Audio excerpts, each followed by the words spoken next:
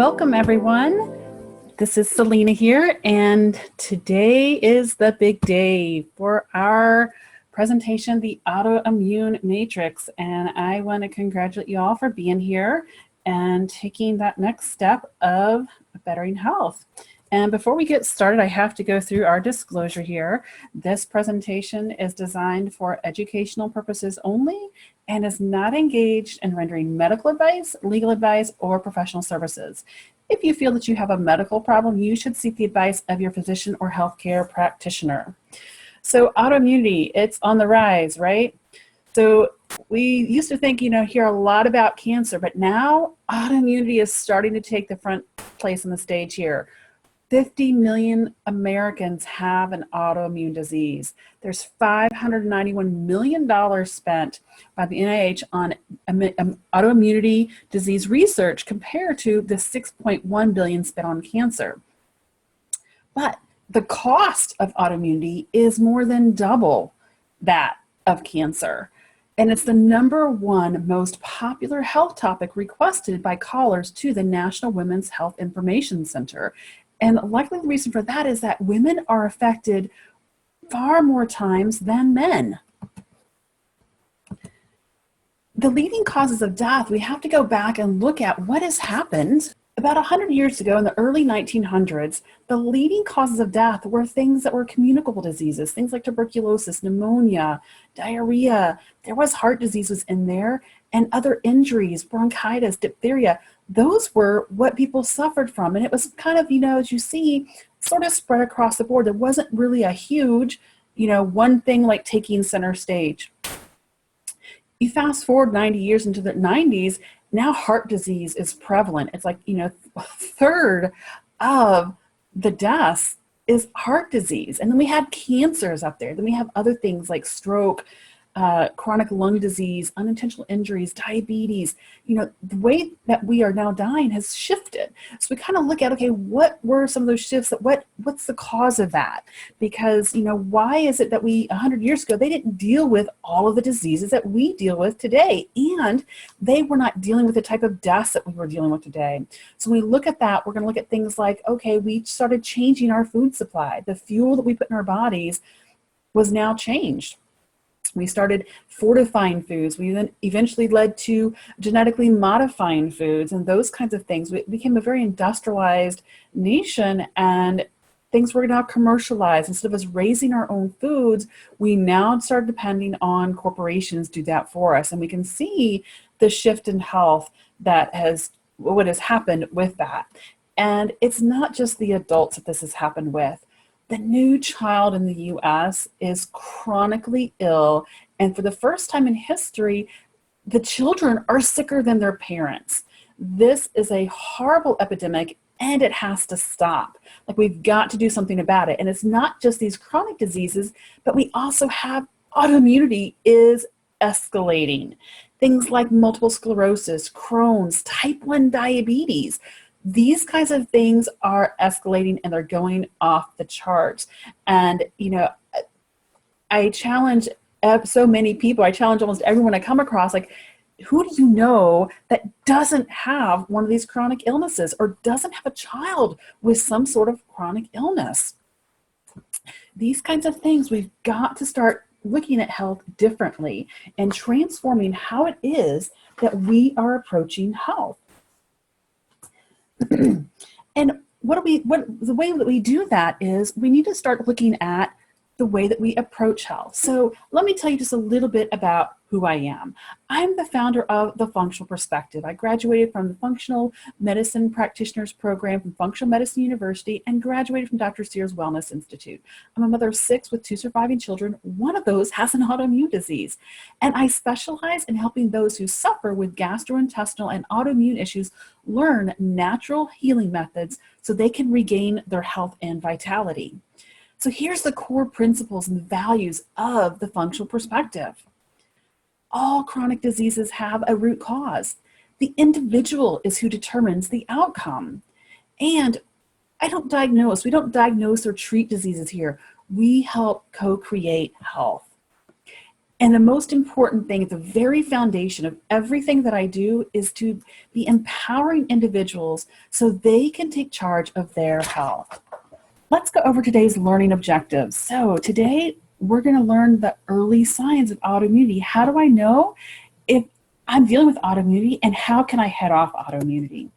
And what it means to approach our health functionally, because we got to start looking at things differently if we would expect different results. Because these symptoms may cross many different areas of the organs and many different specialties, we've got to look at things holistically and approach it functionally. We're going to look at ways to identify the underlying why of autoimmunity and practical action steps to regain health and vitality. So what are some of these early signs of autoimmunity? Well, here's kind of the pattern that autoimmunity takes, that we are healthy, and then there's the activation period. And this is often missed, and it's one of those things where we have, a lot of common illnesses. We're told, oh, that's normal. When you have chronic infections and allergies, lots of stress, different things can trigger in this activation period. Then we have the pre-symptomatic, and then we have the symptomatic. And during those two times, we typically go and we're trying and looking at different specialists, and we kind of get shifted from one diagnosis, or they don't know what's wrong, and we get sent to another specialist, and nobody really knows. And then we get to that symptomatic stage, and now things are really deteriorating, which leads to the degeneration stage. And that's when it gets very, very extremely chronic. And so if we could go back and say, okay, why couldn't I have been alerted during that activation stage? We can kind of head off the autoimmunity and that course that's, the path that we're on. So that's the key, is trying to get back to what are these early signs? So one of the biggest early signs we have is things like fatigue, and then we have brain fog, and these things are so common. Chronic allergies is a really big one that we see quite a bit. And the reason for that being is that when you have an immune response, allergies, that means our body is fighting a battle. And if that battle keeps going on and on and on, many times it says, okay, I'm done, it wears out, because there's so much collateral damage that happens when our body is fighting for us. Multiple specialists, like I just mentioned, we will go and we'll see a variety of specialists. We get shifted from this doctor to that doctor, and nobody really can connect any dots. Nobody has really any answers for us. And we end up, just kind of chasing into different rabbit holes. Unexplained aches and pains. And this one, again, is another biggie where it's, whether it's our children, that it's like, we can't figure out why it is they're having this pain, or why they have these symptoms, why their skin is having this issue, or why they can't eat this foods. And pains, it just, those kinds of things, when we can't, figure out what those are, we typically get diagnosed with fibromyalgia or some other kind of, illness. And it's like, that's just not what it is. And we can't explain. We have a lot of different things. It's like, we can't quite figure them out. That's when we need to really be looking at, okay, is there some autoimmunity going on here? Normal lab results. And I know many of you have had this, right? Where the labs come back normal, but you feel horrible. It's like, really, how can my labs be okay? Because my child is very, very sick, or I am very, very sick. I can't function. But the labs say you're okay, so you get dismissed and sit home. Or they might go ahead and give you a prescription for some drug, even though everything's normal. It's like, look, you can't answer why. And this is like that one I think frustrates me the most whenever, you go in, it's like, okay, your labs say they're fine, but they're still going to give you a prescription, just kind of guessing. Well, let's just give you a pill for that anyway. And then we also have these strange or mysterious symptoms. And this kind of goes with the unexplained aches and pains, just like some weird symptoms that you just can't quite pinpoint. What is this? Start thinking, okay, my body is fighting a battle. What is this immune response? And is this something that could lead to autoimmunity? Let's try to hedge this and figure out what this is and stop this now in its tracks. Inconsistent health, where, okay, I feel great today, and now I feel really, really bad. Like, why is it? I've done the same things. I've ate the same foods. There hasn't really been any other stress. Like, what's going on with my body that I just cannot get, a break here where I can have consistency with my health? These are some big keys that we've got. Autoimmunity could be brewing. And the medical education provides minimal learning about autoimmune diseases. So it gets to be frustrating, and specialists, they're generally unaware of the interrelationships among the different diseases and or advanced treatment outside their own specialty area. So for them to put all these different clues, and there's other signs as well, together is pretty difficult in the conventional world. Many times these symptoms are just intermittent, and they're really unspecific until it becomes very acute.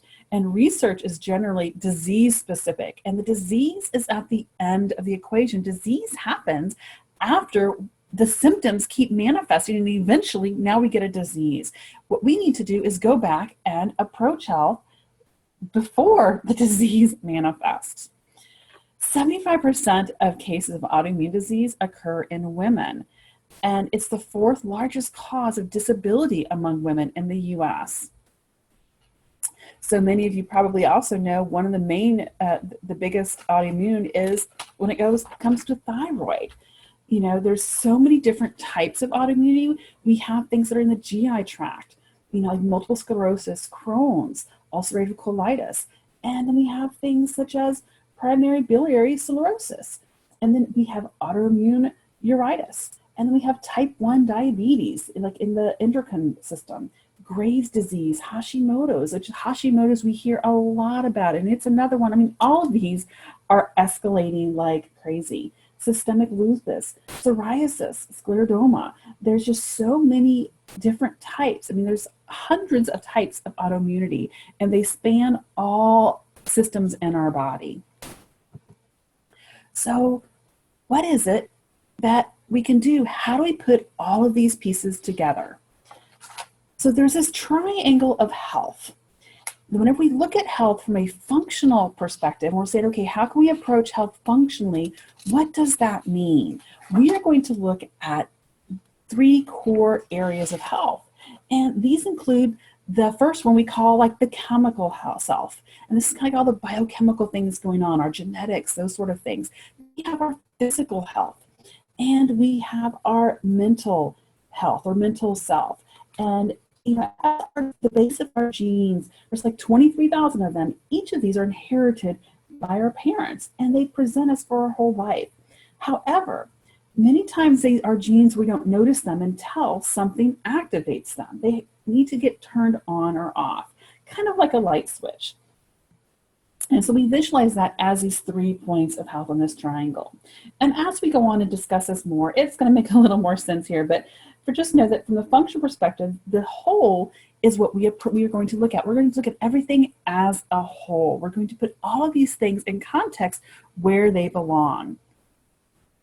So this triangle of health represents what we call the autoimmune matrix. And it's understood that autoimmune diseases are caused by chemical, physical, mental influences that are going to turn on or off certain genes. So in other words, autoimmunity is bred by the lifestyle choices and our behavior. It's also called the epigenetics. So all of the things around us is what turns on and off our genes. That's how our genes are influenced, is by the things around us, whether it's the foods that we eat, the things that we do, the things that we experience. And if we are not tending to our physical self, then our biochemical self can react, and vice versa. So if one area is deficient or is overstressed, well, then that can also put stress on other areas. But this also means that we can address any kind of chronic illnesses, and we can address these challenges. We can influence how our body reacts. So not only is it how we can have adverse health, but we also can recreate health. We have control over how our genes are expressed. We can influence that. And so, you know, that's one of the big take-homes that I want you to take with you today, is that we can be empowered to influence our genes and turn genes on and off. And it's, you know, I want to instill a lot of hope in those who are suffering from autoimmune conditions, because we are told that, oh, you've got an autoimmune disease, there's nothing you can do about it. The body's attacking itself, sorry, can't do nothing about it.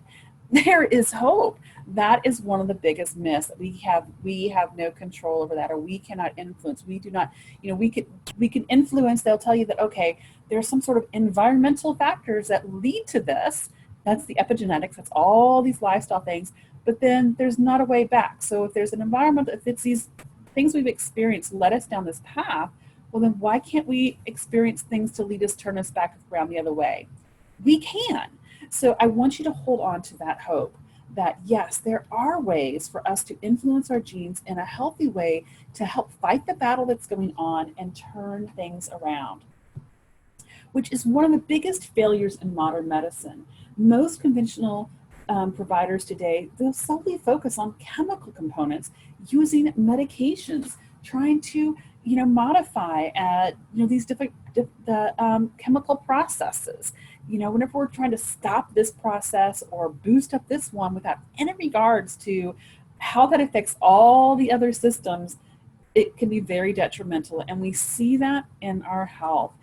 Our health in the US, we spend multiple times more than anyone else in the world, any other country in the world, yet our health, our quality of health is down the bottom. And it's because we are approaching health wrong. There's endless ways that we can influence the body using the standard of care, such as artificially manipulating inflammation, and we artificially manipulate hormones. And there's so many other chemical processes in our body, and when we start manipulating those, it sets us up for a very bad result. It's all done with one common goal. It's to hide the symptoms, to cover up the symptoms. It's the classic, I've got a problem, give me the pill for the ill. On the other hand, whenever we're taking a functional approach, we are going to address what is that underlying reason for the disease. And we're going to ensure that there's comprehensive and effective treatment. Covering up the symptoms should never be considered or disguised as a cure.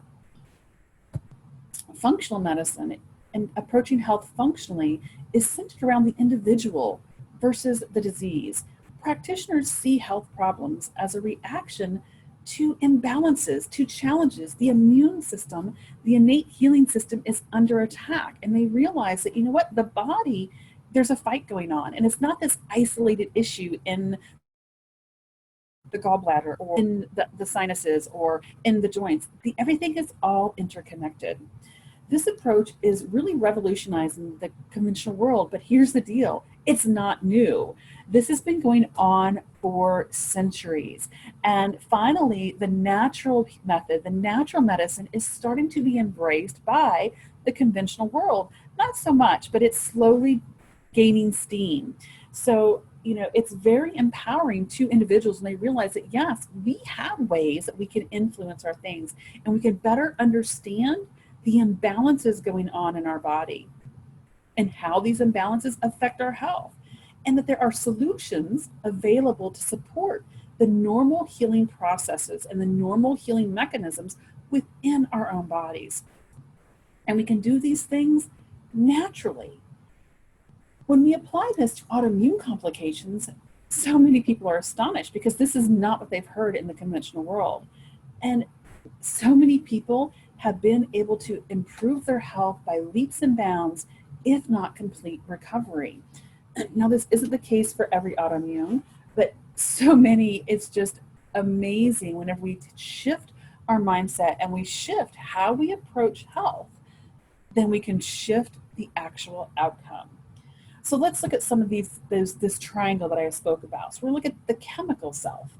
The chemical components of health will be a large majority we discuss throughout this presentation, but it's for a good reason. So in short, chemistry in this sense refers to anything that enters the body. So this could be things such as food, vitamins, minerals, water, pesticides, preservatives, dyes, and other things. And there's other environmental factors that you may have less control over, but nonetheless, still control over exposure of.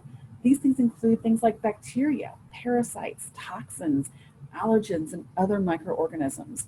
The common theme throughout this part of the triangle of health is your control. Your chemical self is influenced by what you choose that can enter your body, and in turn, the chemical influences it has on the gene activation.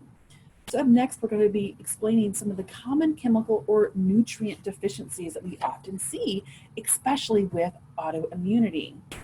So in the words of Dr. Osborne, The importance of nutrition cannot be argued. It's absolutely critical.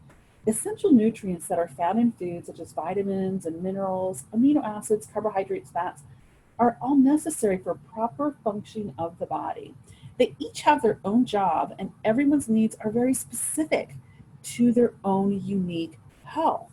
And so, we have to realize that. And I'm going to repeat that because it's very important. This is one of those other, pearls, as we call them, that, a take home here is that each of us, each of the nutrients we get has its own job, and everyone's needs are specific to their own unique health. There's not a one size fits all because you have this diagnosis. Oh, here's the protocol for you, or here's the diet for you. It's not a one size fits all. If it was, there wouldn't be 30, 50,000 books on Amazon on health and how to, restore health. There are some great tips in those books. There's some fabulous books that I absolutely love and recommend. But, it's always with that caveat that, hey, it's got to be tweaked to you. So one thing to consider is the why do we have these deficiencies? So it may not be due to that, consuming of foods that contain them. There could be impaired gut function, or it could be the result of an existing autoimmune issue. So once it's sort of like these catch-22s, and that's what happens so often with these chronic health situations is that, okay, a nutrient deficiency leads to the autoimmunity. Well, the autoimmunity now perpetuates a nutrient deficiency. So how do you get out of this crazy rat race? So let's look at the most common nutrient deficiencies. One of the biggies is vitamin D, and we hear a lot about that, and that's because it's critical. Like, we really need the sun. We need the vitamin D. Another one is vitamin B12, and then we have zinc, omega-3 fatty acids, and here's another one, which some of you may not believe. It's water. We're not getting enough of the basic foundation. So we have the top and the bottom here, the sunlight. We need the sun, the vitamin D, and water. And sandwiched in between, we have a plethora of other nutrients, but these are the top ones that we often see. So I encourage you to make sure that, look around you, look at the opportunities in, your life and in your health. Are you getting adequate of these? Unfortunately, the commonplace procedure for measuring the levels of these is serum testing. And serum testing, well, can be incredibly limiting, as it doesn't really take into account the fluctuations of the vitamin content throughout the day or around meals. So that being said, serum lab testing is not necessarily a good indicator of the storage of nutrients, the sustained nutrient levels, or accurate deficiencies after digestion. This is an important conversation to make sure you have with your practitioner, or if you're a client, make sure we talk about this, which that we will. If you're a client, we have talked about this, and so find out what kind of testing can be offered for you. And so at the end of this, we're going to talk about some of the different tests that are good tests to start with, a good foundation of tests. But let's first take a little bit closer look at some of these deficiencies. So like I said, vitamin D, which is a big one, and especially in our modern day conveniences, we are not outside like we used to be. And so many of us are deficient in vitamin D. Most of our immune cells have specific vitamin D receptors, which help modulate the immune activity and the response. So vitamin D is one of those key, ingredients that our immune system needs for it to do its battle well. So it's no surprise that there are clear connections have been found between autoimmune diseases and this deficiency. A few of the most prominent ones include type 1 diabetes, rheumatoid arthritis, and multiple sclerosis. And so now the next question is, okay, how can we make sure we're not deficient? Well, some of the common foods, it's not in a lot of foods, but most of it's going to be stored in the fat. So we have wild-caught salmon, tuna, eggs, and then, what we started doing is we started fortifying our foods, which I don't advocate getting things from fortified. We need to look at natural sources, because when we start fortifying foods, we're doing the same thing we do with the drugs. We are modulating, we are changing up the natural way. So our body is now getting something that it's expecting, and it's like, wait a second, this isn't there in nature. So when we start, adding things to foods and, fortifying them and enriching them, that's when things also get problematic. We go back into the beginning where I talked about, what was the deal with our health in the 1900s? What did we deal with? The types of diseases, the types of illnesses that we had. Well, we started fortifying and enriching foods back in the early 1900s, and our shift in our health, yes, we stopped having some of these things like the berry, and we had the vitamin C where they enrich with vitamin C. We stopped with those things, but it's at a great cost, because now the chronic health and the type of living that we have, the quality of life has tanked, because we've decided that we're going to change our food supply. So the most abundant source of vitamin D is the sun. It's from direct sunlight. But you know what? We're advised to limit our time out in the sun and make sure that we wear UV blocking protectants. But remember what I just said? Vitamin D is an immunomodulatory, otherwise known as an aid in the proper immune system function. So does this make you stop and think, wait a second here? If it helps to prevent autoimmune disorders and I'm blocking it, something doesn't seem right here. You're right for thinking that, because it doesn't. And so, you may have seen in my post on my page sometime this last week about sunblock. And now they're like thinking, uh-oh, maybe this is a problematic. Well, yes, it is. I mean, any of these things, if we just stop a moment and take, let's just kind of stop and take a seat, as go back and just kind of wipe the slate clean, and let's look at this for a minute here. Vitamin D is a vital component. It's like we need gas in our gas tank for our cars to run. Well, that's what our immune system needs, the vitamin D for the immune system to run. So we're told we need to block that. How can we expect our immune system to run? It doesn't work. So common sense even tells us this is a bad idea. So I encourage you to look at health just from a common sense point of view, and you know what? Embrace the common sense and embrace the way that we were made and the way that we were created and how we were designed to function. And we start embracing the natural ways, the natural processes in our body. That's when we can really create health. So another thing is deficiencies, medications and deficiencies. Common medications, especially those used to treat autoimmune diseases, can actually cause vitamin and mineral deficiencies. And in turn, that's also going to hinder the immune system. And it's not just autoimmune diseases. This is in, almost any kind of illness. And so you see, this is pretty counterproductive, right? Would you agree with me that this something here, again, doesn't add up? So, I firmly believe that you deserve to know if the medicine that you've been prescribed causes deficiencies. And if so, then you deserve to be given the appropriate supplementation and to be given the appropriate test to identify these. So this is just some of these. I have this will be on my website. Just message me for a link, and we've got this posted in the Facebook group as well. So if you're a member of the group, then you'll be able to get this as well. This is just a condensed version, but here's, like some of the common drugs, like we have antacids and ulcer medications. What are some nutrient deficiencies that they lead to? Vitamin B12, vitamin D, calcium, folic acid, iron, and zinc. These are some major nutrients needed in so many processes, especially our immune system. So if our body's trying to fight something, it needs that. So look at, we have this column here on the right. Okay, what are some potential health problems? So we look through these, and what's a common theme here that I see is like a lot of the B vitamins, calcium, vitamin D. There's another page here.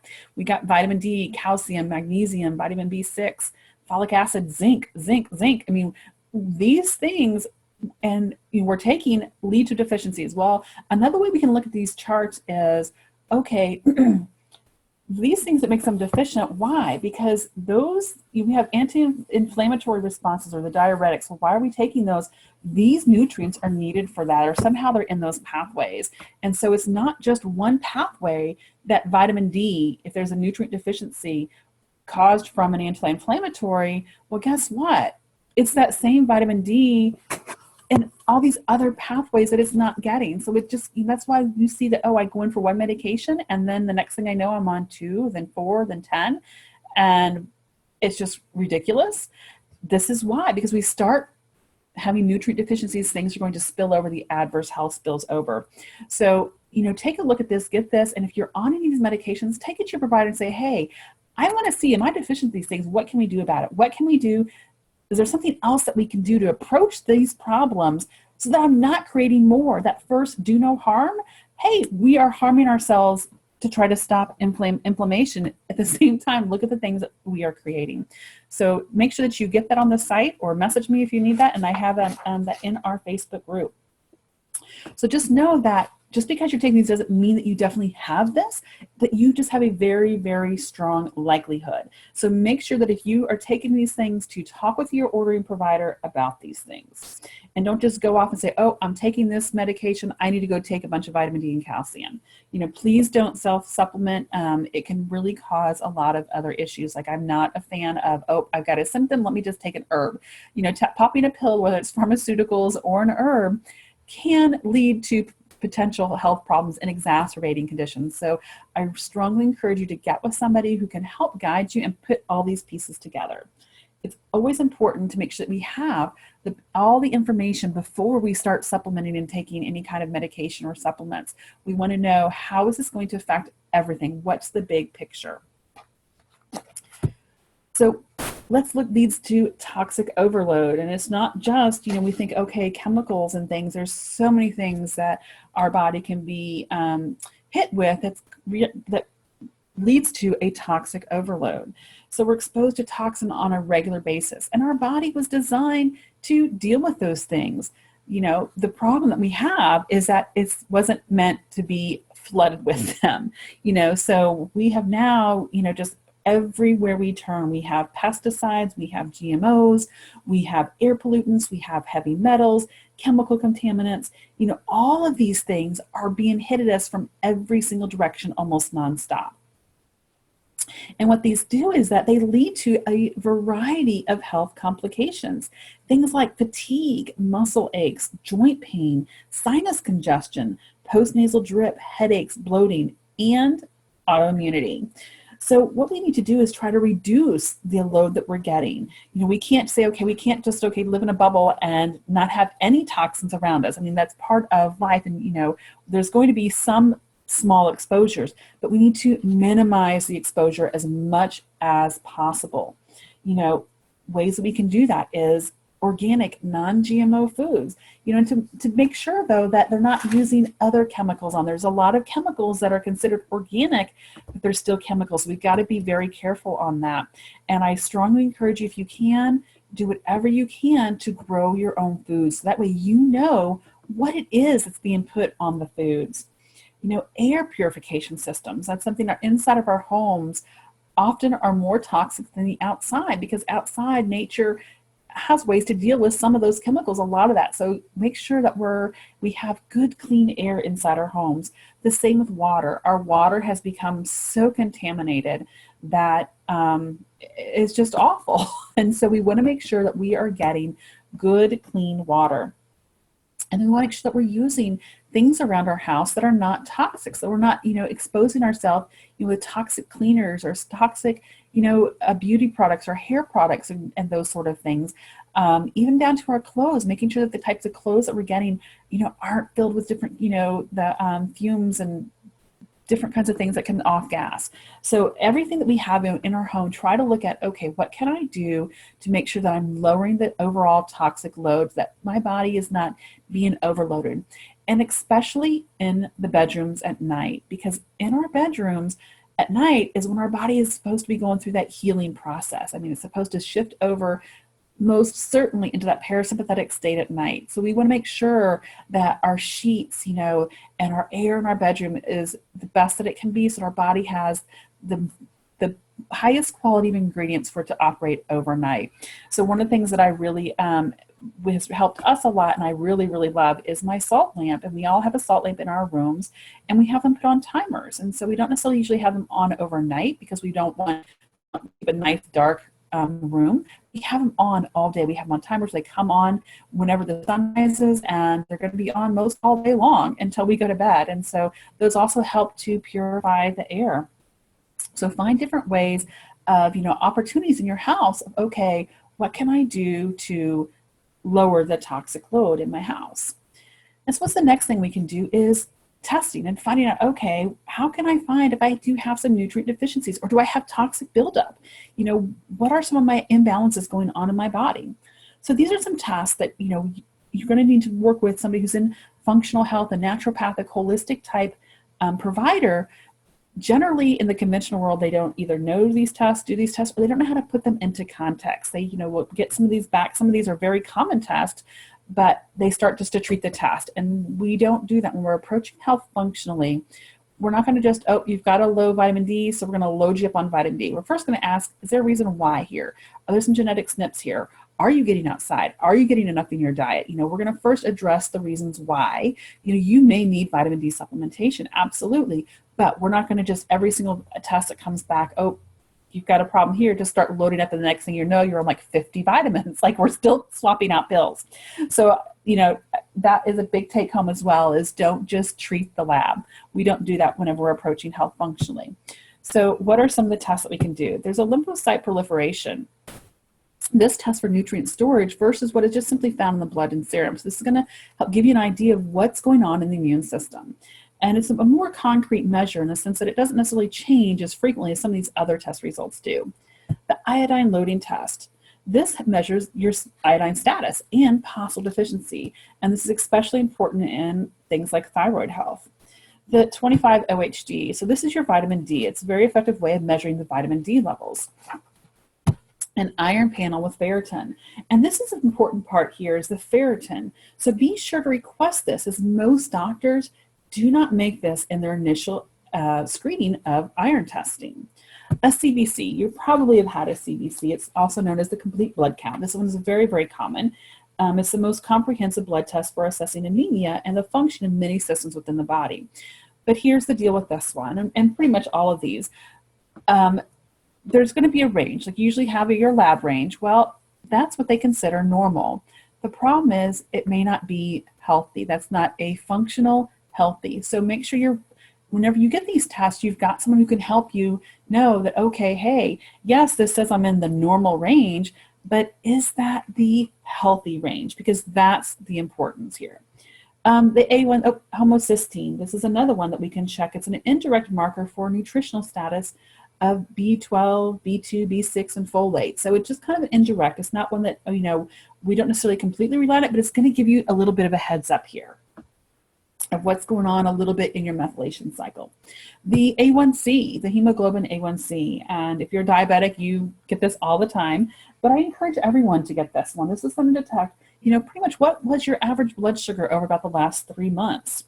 And then we have the high sensitivity C-reactive protein. This one is for inflammation, and make sure this one is your high sensitivity. There's also the C-reactive protein, the CRP, but you want the HSCRP. This is really going to tell you, okay, what's going on inflammatory-wise. And then insulin. Insulin affects the body in a number of ways, but above all, it measures the amount of stress on the pancreas based on the amount of sugar found in the bloodstream. So we also want to do a full extended thyroid panel. You know, so many doctors just look at your TSH. We want to look at the whole picture here. That's going to include your free T3, free T4, reverse T3, your antibodies, TSH, T3, T4. We're going to look at everything on the picture here. So you have to usually specifically ask for everything. Because otherwise they're just going to do like your T3, T4, and your TSH. So make sure you ask for all of it. There's a few others here. Oh, nope, I think we got some others later here. So that leads us to, you know, we've got our test results back. And so what are we going to do now? Like, what do we do with all this? So we have to take these test results and put them into context. And generally that all starts where, as you see, in the gut. And so it's important for us to rule out, okay, why is it, if we have these deficiencies, why is it do we have them? You know, because these things are associated with gut function. And so when it gets to that catch-22 in this circle here, this domino effect, if your gut is not functioning properly, it's very unlikely that your body is going to be able to absorb and utilize the proper nutrients. Therefore, eating the right foods or taking supplements, they're going to go unnoticed. And it's, you know, you may become very frustrated because you're not seeing improvement.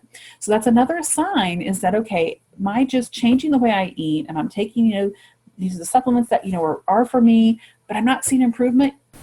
we need to really be looking way upstream here. And some of the major functions of the gut include digestion, immune response, nutrient absorption, hormone regulation, vitamin production, detoxification, and the management of our moods. So above all, the gut's sole purpose is to ensure that you're absorbing the good and getting rid of the bad. If that balance is disrupted, major health complications occur. And it's 10 times the amount of bacteria is in our gut than in our own body cells. And the majority of them are housed in our digestive system. So we often think that, oh, if we have, the only time that we have, an overload, a lot of bacteria is if we have something like SIBO. Well, no, we have a ton of bacteria in our GI tract. Like, we really need that bacteria. There's a symbiotic relationship. We've got to have that for us to stay healthy. We just don't need an overgrowth of certain strains. Even the healthy ones can be very problematic if they are in the wrong area or they take over. We need a balance. So the gut is truly the gateway of health for a number of reasons. And so fortunately, our gut has a defense system. It's, our firewalls, and it helps us to make sure that it's doing its job. So that if we have these deficiencies, the thing that we're going to ask is, okay, is there a breakdown in the GI tract? We have the gastro-associated lymphoid tissue, or called GALT. This is the gut's immune system. In fact, 70% of our immune system is there. So it's in our GI tract. We often think of our immune system as being like, okay, inside our body and our skin. Well, it's really in our GI tract. Like, our GI tract is really, the inside of it is outside our body. So it kind of, starts in our mouth. Just think of this whole hollow tube that goes all the way through and comes out the other end. That's not really inside our body. That keeps things from getting inside our body. It's going to pull the nutrients and the things that it needs into our body. But it's just this, hollow tube that's supposed to have a nice barrier that protects things and keeps things from getting through that shouldn't. And so that's where the bulk of our immune system, our self-defense system, is there. The other thing that's there is the tight junctions. And these are small proteins that are responsible for holding the gut cells together. So we have this layer of cells, like one cell layer thick of lines, this whole system, and in between each cell is called tight junctions. And then there's also the mucosal IgA, and it's otherwise known as immunoglobulin A. And it's the antibody considered our first line of defense against toxins. So if we see our tests and we see our IgAs are elevated, we know that, hey, our body, there's a war going on inside. And then, as I mentioned just a while ago, there's the bacteria. We have, we need a lot of bacteria. There's the friendly bacteria. We have more bacteria in our bodies than we do in our own cells, than our own cells. And the bacteria communicates with the GALT, warning it, hey, there's potential danger. So it's also a warning system. It's kind of like, hey, where they would, they would go call like on the towers that say there's people are coming. The next thing that we have, and this one is often overlooked, especially in the conventional world, is stomach acid. Oh my goodness, this is absolutely essential for digestion and absorption of nutrients, and for our immune system to work right. So the stomach acid helps to make sure that the bacteria stay in a healthy balance, keeps out the bad guys, keeps things, where they need to be, and it helps to trigger the rest of the GI tract, the organs and the other systems to do what they need to do. And so all of these things work together, and they help promote a good, healthy gut, and in turn, healthy, strong immunity. So whenever we see there's deficiencies, the first question we want to ask is there something going on in my GI tract? Do I have low stomach acid? Because if I have low stomach acid, that's going to lead to a lot of nutrient deficiencies, because we need that stomach acid for our body to digest and absorb the nutrients. And so that one is a big one, because if we don't have stomach acid, we're not going to have absorption of nutrients. Well, guess what? That's kind of like we don't have gas in our gas tank for our car, right? A lot of things aren't going to work. We could replace the spark plugs all day long. If there's no gas in our car, it's not going to really do anything. So what are some things that, damage this?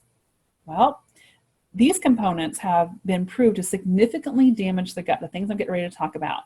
The first one, the standard American diet, the SAD diet.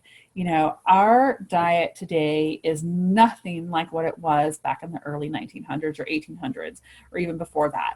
And so what we have done is this fast, you know, immediate, rush, rush, rush, processed food. It's nothing like what it comes in nature. Even things that are claimed to be natural, they're fortified, they've been enriched. You know, this is not natural. This is not nature. This is not how it's seen in nature. Even whenever you strip something out and then you go add back in nutrients, it's not exactly the way it was. It's still not bioavailable like it was if you would have gotten it straight from nature. Chemicals are a huge problem and damage our gut.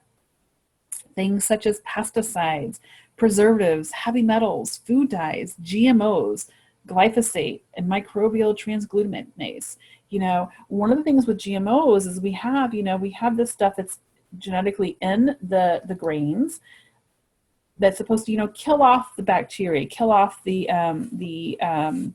insects, right? Well, guess what? The deal is the insects have to still eat it first. And so, you know, it's sort of like, well, if they don't eat it, it's not going to kill them. They're still going to be there. So they have to still eat it. So it doesn't really save anything.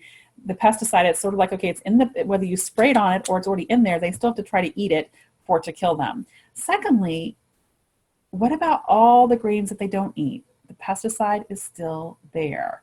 So now we are ingesting it. So, I mean, it's just there's another one of these common sense foundational flaws. It's like, wait a second, this is not a good idea. Infections can be very damaging to the gut, especially when it's long-term. So, you know, anytime we have a sickness, a lot of times we see that with autoimmunity. It's like, you know what? I was fine until I got really sick one day. I got, you know, terrible food poisoning or had some sort of really bad sickness. And now all of a sudden, next thing I know, I have autoimmunity. It goes back to that original chart that I showed you where that was just kind of the straw that broke the camel's back. Your body was fighting. There was a lot of other signs that the conventional world overlooks. It's like, but then it finally is like, okay, there was this sickness, and yeah, that was it. That was kind of the final straw. There's things like bacterial, viral, parasitic, even yeast overgrowth can lead to damaging the gut. Gluten and other grains, and a lot of this goes back to we have modified our foods. You know, food allergies are one of those things that, you know, if we've got a compromised tract, well, then allergies are going to exacerbate that and can be extremely damaging. An excessive amount of medications. You know, the medications, these things are not natural. Anytime we put anything that's unnatural in our body, it's going to create some sort of extra stress in our body. And then very aggressive exercise. And so a lot of people don't realize athletes, especially professional athletes, they are very susceptible to autoimmunity and to health issues because they're putting their bodies, you know, as on overdrive a lot. And it's not that they're going to have it, but it's just another added susceptibility. And then chronic stress. This one is at the root, or it's part of the root of every single autoimmune disease. Any chronic illness, there's going to be some chronic stress involved somewhere. And the reason for this is this puts the body in a fight or flight mode, and it puts it in that sympathetic state. And so it's fighting a battle. Whenever you're in that fighting battle, guess what? The nutrients, they're diverted. They're not, the GI tract kind of shuts down. Blood gets diverted from the GI tract to now go fight this battle. And what happened, we just talked about a minute ago, if we don't have a good digestive system absorbing nutrients, it's a downhill, it's a bad thing here. So stress does the same thing, and then it causes more damage. So these are some of the main proponents that will lead to like a leaky gut and a harmful condition that causes a plethora of health complications. So how does our gut get leaky? Well, it gets leaky when those tight junctions between the intestinal cells begin to open up because the protein's breaking down from agitation. And when that happens, bacteria, chemicals, toxins now have the ability to leak outside of the GI, the digestive tract, that tube, into our body and eventually enter the bloodstream. And then this signals a flood of immune antibodies and an increase in allergic reactions. So whenever we have a lot of allergic reactions, immediately start thinking, okay, there's a leaky gut going on here. And thinking, okay, this is, you know, we need to be making sure that we are stopping any sort of future autoimmunity if it's not already happened. It's important to know that what is specifically irritating the gut. So up next, we're going to be going over in detail some of these common culprits. As you guess, medications, they are damaging. It's crucial to be aware of the potential risks. And this is one of the things when it comes to empowering is that we've got to know that, hey, what we're putting in our body, there are risks to this. So many of these things are overlooked or just brushed aside. You know, this includes antibiotics. These can destroy the good bacteria that we need for digestion and for balance and for absorbing nutrients. And it can cripple the vitamin synthesis and increase our risk of yeast overgrowth. Common pain medications have been found to erode the mucosal lining of the stomach and the small intestine, which then contributes to intestinal permeability. And I know some of you that are here are thinking, oh, I just heard that small intestine. Yes. So whenever now our small intestine has been compromised, the environment there, and you've heard me talk about that, whenever the SIBO, bacterial overgrowth, is an environmental issue. There's a reason why certain bacteria are able to overgrow. It's because you've got a desert and only certain things are going to grow there. So we've got to get it back to a lush environment. Acid reflux medications block the stomach acid production. And we've already talked about this. That's going to hinder digestion, absorption, and lead to nutrient deficiencies. And it's a very, very terrible, cycle. Antidepressants negatively affect the neurotransmitters in our gut. Neurotransmitters are primarily made in our gut. Our neurotransmitters are dependent on a healthy gut for them to be a healthy balance. So we've got to, anytime we take anything, whether it's an herb or a pharmaceutical, we need to say, okay, hey, what are the consequences of this? What is this going to do to my body? Which leads to gluten, something else we put in our mouth. So gluten was first medically proven to cause autoimmunity in 1952 by Dr. William Dickey. Since then, there's been a ton of research to back this up. A lot of people hear about Alessio Fasano. He's one of the big doctors today, researchers today, that's really done a lot for gluten and autoimmunity. Gluten allergies and sensitivity have been increasingly become more and more common. However, recent research has been implying that gluten can even cause adverse health in people who don't have these conditions. So we ask, why is that? Well, gluten produces a protein called zonulin. And remember, zonulin directly affects the lining of the intestinal lining. So here we go, leaky gut. The antibodies that are initially produced to attack gelatin, one of the gluten's building blocks, leaches out of the GI tract and into the bloodstream. And so the body reacts by secreting inflammatory chemicals as a defense mechanism.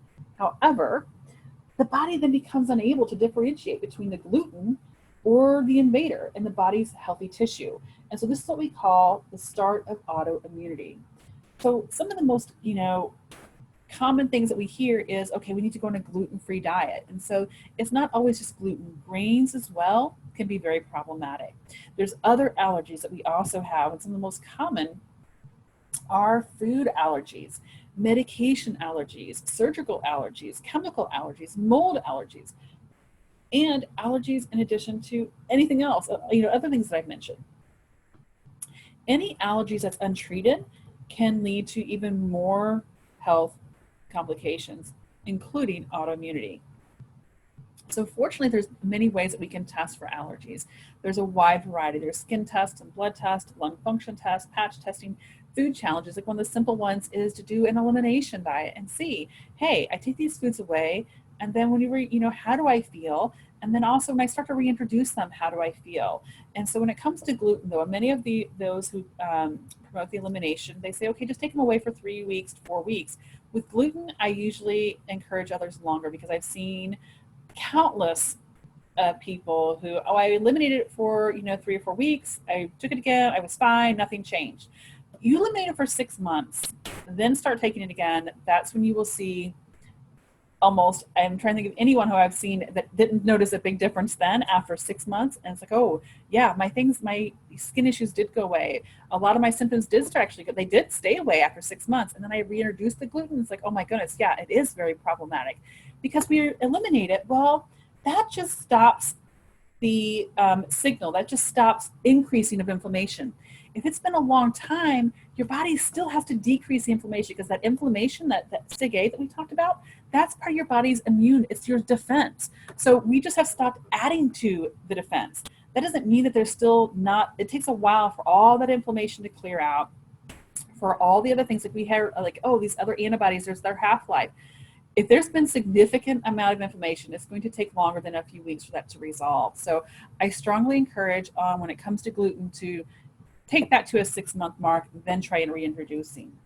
You know, other foods can a lot of times be less, but the gluten one especially. So other problems are heavy metals, and these include lead and mercury, cadmium, arsenic, fluoride, bromine, and chlorine. They're incredibly dangerous to our health and to our immunity. Unfortunately, we are exposed to all of these in the air that we breathe and the water that we drink, and even in many of the foods that we're eating. And the most alarming ways toxic metals affect our health is by competing with beneficial minerals and binding sites. And so this leads to deficiencies regardless of your daily intake of those minerals. So your exposure to many of these toxins is often gradual, and therefore the accumulation can be left unnoticed for extended periods of times until it gets to that critical state. So I want to talk about one of these here, fluoride, because our consumption has become increasingly prominent and more prominent issue. Like, it's just, we have fluoride in everything. So it's often put in public water and encouraged in all of our dental routines. Yet research suggests that mass exposure can contribute to autoimmune thyroid disease, brain damage, and displacement of iodine. So if we look at the amount of the fluoride that we have throughout our country, and then we look at things like Hashimoto's and Graves', these, you know, thyroid conditions which are skyrocketing, it's like, wait a second here, we need to rethink here what's going on and go back to that common sense tells us what's going on. We want to note especially important that for thyroid function, the production of T4, the thyroid hormone thyroxine, inhibiting the production and maintenance of the essential thyroid hormones through fluoride, and it's very dangerous and disabling consequences. So if our thyroid isn't operating properly, there's other complications that also occur. Things such as adrenal dysfunction, fatigue, depression, weight gain, muscle aches, brain fog, low libido, and you guessed it, autoimmunity. And so all of these things are intertwined to one another, and one can lead to another and perpetuate one another. So we really need to look at everything, you know, all of the chemicals that we are exposed to. You know, our health is truly a combination of the things we put in our body, the things that we absorb, the things that the foods that we eat, and our exposure to toxins and our body's ability to detox efficiently. So our chemical makeup is directly affected by those things. So make sure that you're working with someone who's in functional holistic medicine to ensure you're receiving proper testing, comprehensive healing strategies, and the support you deserve to take control of your health. So that leads us to our physical health. You know, the physical component of health is a bit more straightforward, and it's something we are confronted with every day. It encompasses our physical activity, the integrity of our muscles, and quite literally our body mechanics. So there's a common misconception that as we age, our health naturally declines. We hear that all the time from doctors, that the aging process is basically synonymous with our bodies are going to break down and become sick. However, this is wrong, dead wrong. So instead, the choices that we make are what facilitate this breakdown. As we age, we begin to exercise less. And it's not due to unable to exercise, it's a choice we make because we get busy. And then we are justified as though we're not being as active. A sedentary lifestyle breeds a very dangerous cycle of health issues, including muscle atrophy. And muscle atrophy then increases joint pressure, which decreases flexibility and escalates pain. And then pain causes us to continue to not exercise. And so it becomes this very, very, very, another one of these very detrimental catch-22 cycles, which now leads to more muscle loss. So can you guess what the solution is? We need to get moving. And so how do we do that? Well, first, we've got to find a routine that we enjoy. We got to find something that we like to do. And secondly, don't go out and try to run a marathon the first time. So whenever we have gotten to these chronic states, we have to remember we've got to take baby steps. When we were a child and a baby, we didn't start off running. We first learned how to roll over, and then we start learning how to crawl. So the same with our physical health. We do not want to take things to the extreme. So in order to introduce physical activity into our life, we need to remember, start where you are and make small changes. And then determine, okay, what are my goals? Is it that I'm going to walk to the end of my driveway today, and tomorrow I'm going to do it twice. I'm going to walk to the corner. or I'm going to walk around my block. We don't just start off one day and just like, okay, I'm going to run around my block 10 times. So make very small goals and create a routine. And don't give up if you're not seeing immediate results. It's going to take a while. Like, you know, we learned how to walk back when we were babies. Remember, when was the first time we rolled over to the time that we learned how to run? It takes time. So some of the different ways that we can do this are things like biking instead of driving, or we're going to schedule walks after our meals. You know, dance around when we're doing housework. Try to make things fun. Take on hobbies that are more active. Take the stairways wherever we go. Try to take the stairs and park farther away from in the parking lots. Park at the end. Make sure we're walking up and down the aisles of the grocery store. We could just, even though I really strongly encourage perimeter shopping, walk up and down the aisles to get a few extra moves in for the day. But whatever it is, make sure you are having fun with it, which leads to our emotional self. So the emotional component of our self is often the most ignored, but it's just as important as the rest of the triangle. And I would almost say this is the most important part, because we are what we think. And remember that. If we are encouraging stressful thoughts and have an emotional where it's okay, we're down, our body can't go create health whenever the very basis of it is in that sympathetic state. We've got to get over to the joyful state, that peaceful, restful, digestible, that parasympathetic state. And a lot of that is surrounds our emotional health. So if we're positive and hopeful and know that, yes, we can overcome our health complications and we can increase our vitality. Feed your passion, spend time with those that you love, and find things that make you feel relaxed. So whatever that is, embrace those things and make it a point, every day to do these things. And I know that these things, like, okay, these sound so simple. Like, I've got this autoimmunity, which they tell me, you can't do nothing about. And this just sounds so simple. Yes, it's these simple things that we can do. They're going to get us put on the road to now shifting our body to better health. And don't forget, the most important thing of all is to love yourself throughout this entire healing process. Because being in a state of chronic stress is going to breed the disease, and especially autoimmunity and inflammation. So however it is, we all manage our stress differently, but to try to add a little relief to your life, here's some different things that you can try. Implementing deep breathing. So taking time to intentionally breathe slow and breathe deep. This helps to bring oxygen throughout our body, which oxygen is another one of those tools our body needs for fighting the war. Having fun when we exercise. So having fun is the most important part. Doing things like yoga. Some people enjoy yoga, or get a massage. Like, I love getting massages. Create a meditation where you can take time to meditate and just, think about yourself and your body and your health. Make it, an art to do that. Find ways to spend time with your loved ones. And if you have any ideas, to add to this list, make sure if you're in our group to post those in our group. I love to hear about other ways that people, take ways to get rid of stress in their life. So we're going to wrap up here. What are some action steps you can take? Because this is what it boils down to, right? We know the problems. We know, okay, what can we do about it? How can we influence those genes to work for us and to better our health? So luckily, there's a lot of things you can do right now. So the first things here, these are the ways we can start winning that battle against autoimmunity. And that is, cut out all grains. I know we hear about gluten, but cut out all grains, dairy, legumes, nightshades, and processed foods. And that, this is typically going to be for a very limited time. I'm not saying you eliminate these for life, because we need to make sure that we have a variety, but these things are the most inflammatory. Start with that, and administer an elimination diet, and change your diet to only contain things which are easy to digest, whole, good quality foods. And we, like I said, administer that elimination diet where we're taking time away from these foods that are going to elicit an immune response. Make sure that you're adequately hydrated, and this includes electrolytes. Make sure that you're getting enough hydration. We've got to have that water. It's another one of those key ingredients that our body needs. And make sure that you're eating enough fiber. Again, this comes like a variety of different types of vegetables. And avoid anything that's unnecessary, things such as antibiotics. Practice the deep breathing.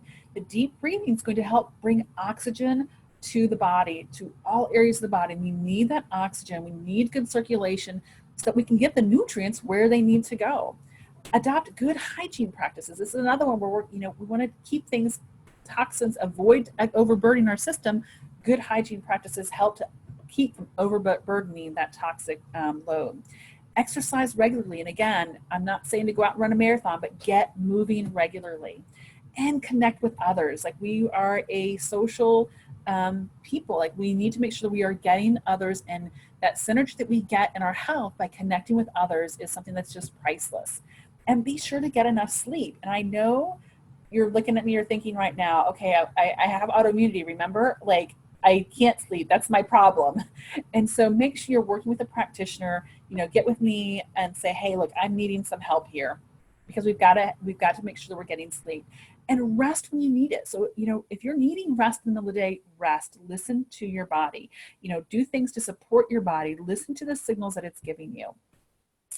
Find a hobby that you love. So whatever it is that brings you joy, that's going to help get you into that parasympathetic state, which is the healing state. And that's what we need. We need to give everything that we can give to our body to get it into that healing state.